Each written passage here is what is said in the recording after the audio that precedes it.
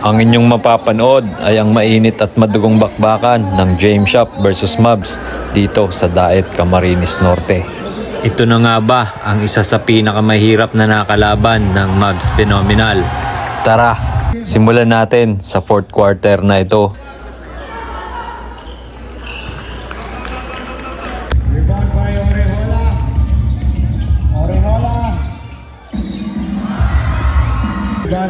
Sa drive ngang ito ni Camacho ay isang di inaasahang siko ang tumama sa ulo ni Disyembre.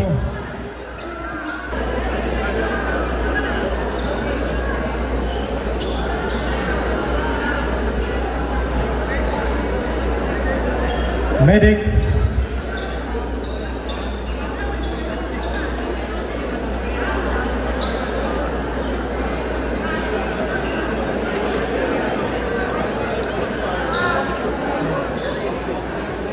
Foul, jersey number Disyembre. Fourth personal foul, blocking foul.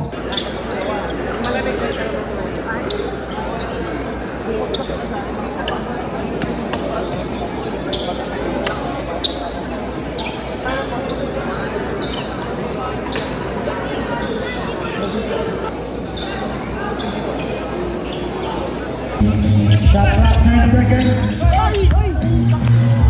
15.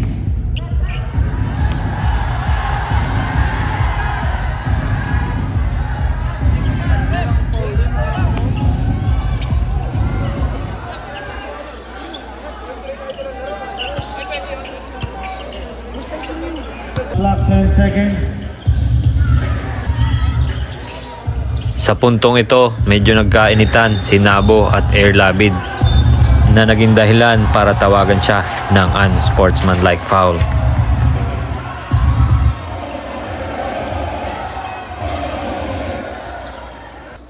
Nabo out.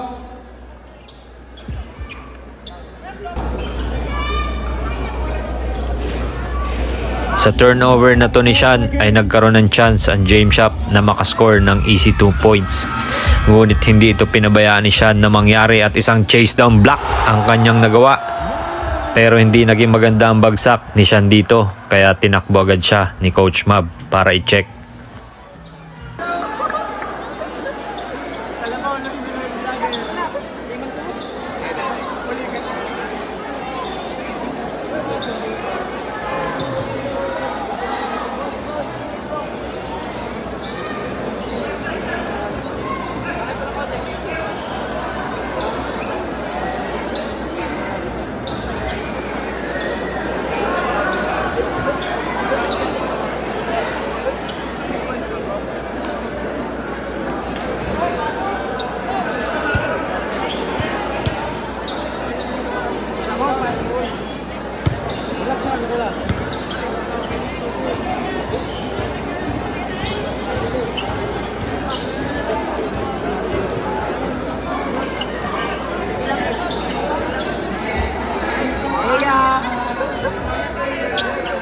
Ramdam na nga ng dalawang kupunan ang tensyon sa larong ito. At sa play ngang ito ay isang banggaan ang di inaasahan at naging dahilan upang matumba si Air Labid.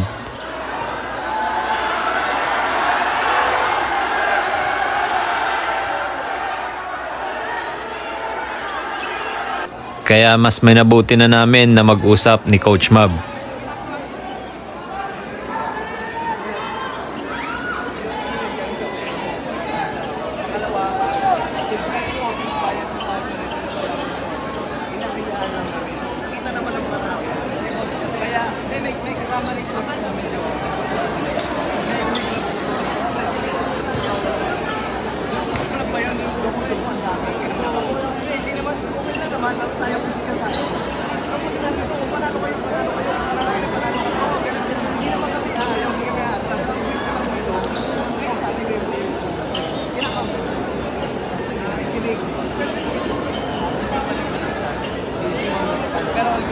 Sa part nga na to ay nag-decide na ako magsalita para hindi na mas lalong lumala yung mga nangyayari. Mga idol, normal, nagkaka-pisikalan po, no? Yung pong crowd, sana po labas po kayo ha, wala pong Labas po tayo sa game. Hayaan po natin yung game na magpatuloy. Nag-usap na po kami ni Coach Max. Tutuloy namin. Win or loss, kahit sino manalo naman. Sports lang naman kami, kahit si Coach Max. No? So, yung audience, wag na po makisali. Hayaan nyo pong matapos yung laro. And then, sige, ano natin? Medyo i-light natin yung game kasi medyo mainit. No? Sa team ko, light muna natin yung game. Sige, alam ko medyo, rin tayo. Medyo marami pang lalaro ng Mavs, Team Mavs dito sa Camp Norte. Rep, pa-control po ng game. Thank you. Kaka-resume nga lang ng game nang isang malimbagsak na naman ang nangyari kay Erlabid. At agad nga siyang chinek ng kalabaw ng Isabela.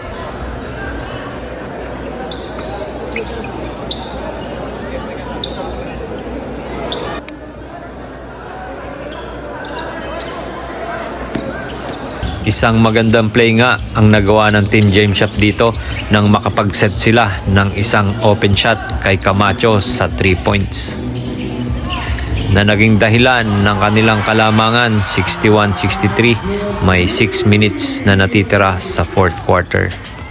Isang magandang depensa rin ang pinakawalan ng Team James Shop kay Disyembre upang magresulta sa isang turnover matapos siyang makatapak sa line.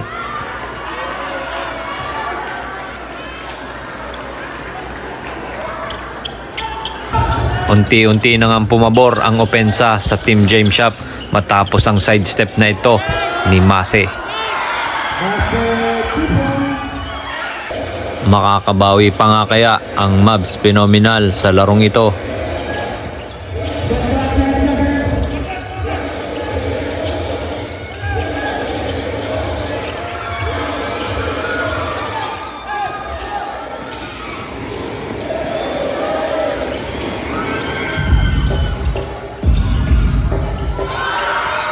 Isang timing na timeout nga ang ginawa ni Coach Mab para maputol ang momentum ng Team James Shop. Aangat na nga ba ang kalamangan ng Team James Shop or makakahabol pa ang Mavs Phenomenal? Ngunit wala pang isang minuto ay naka 4-0 run agad ang Mavs dahil sa layup na to ni Disyembre. Ngunit isang blocking foul agad ang itinawag sa kanya matapos silang magkabanggaan ng point guard na si Mase.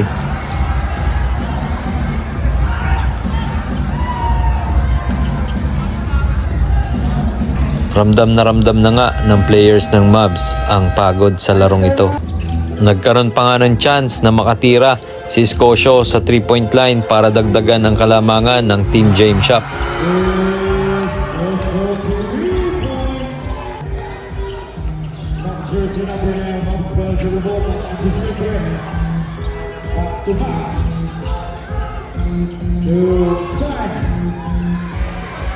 At isang magandang pass break pa nga ang naibigay ni Scotia kay Sintin upang madagdagan ang kalamangan ng James Shop. 67-73, wala ng 3 minuto sa fourth quarter.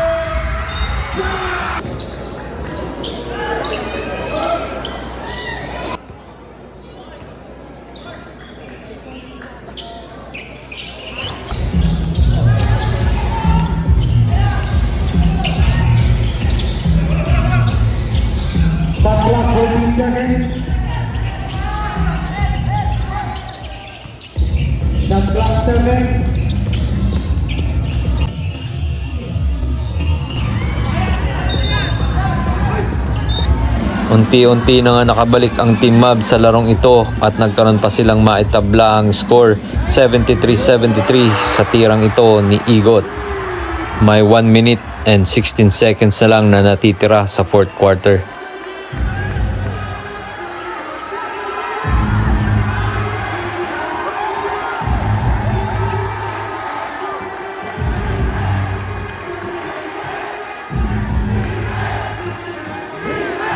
Isang open shot ang naibigay kay Nabo, ngunit dumulas sa kamay niya ang bola at naging resulta ng turnover na ito.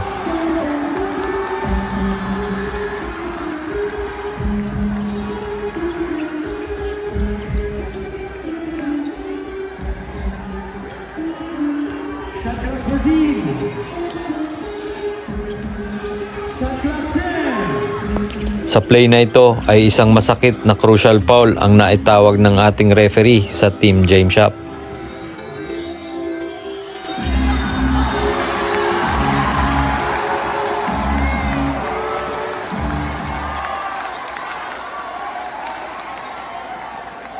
Jersey number 1.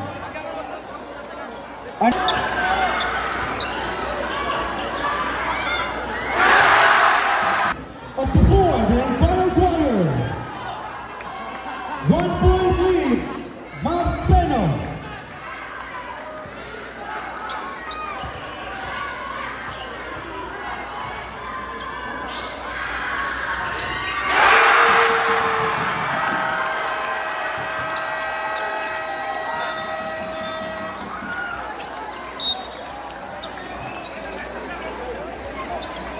All right.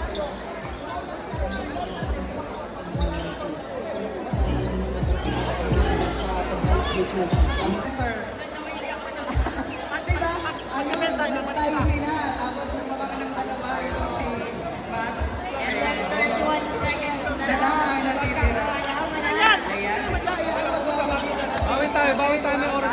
Sa timeout ng ito ay isang magandang play ang nabuo ng James Shop. Isang breakaway open layup ang naitira ni Orejola, pero sumablay siya sa tirang ito na nagresulta pa sa kanyang pagka-fouled out. Mahirap talaga maglaro after maglulu.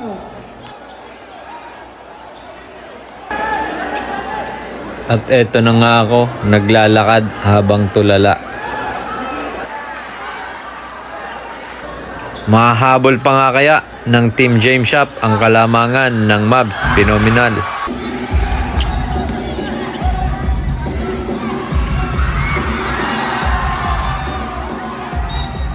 Doon tayo, doon tayo.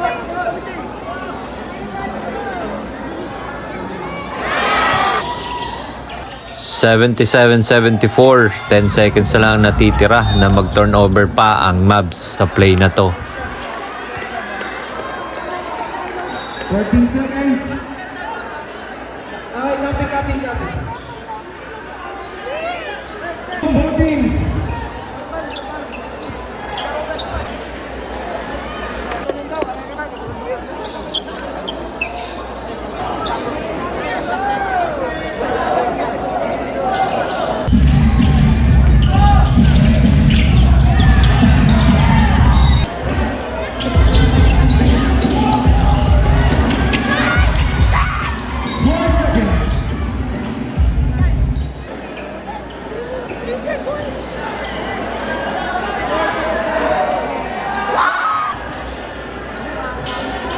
At tuluyan nang ang nanalo ang Team Mavs sa larong ito sa score na 78-74.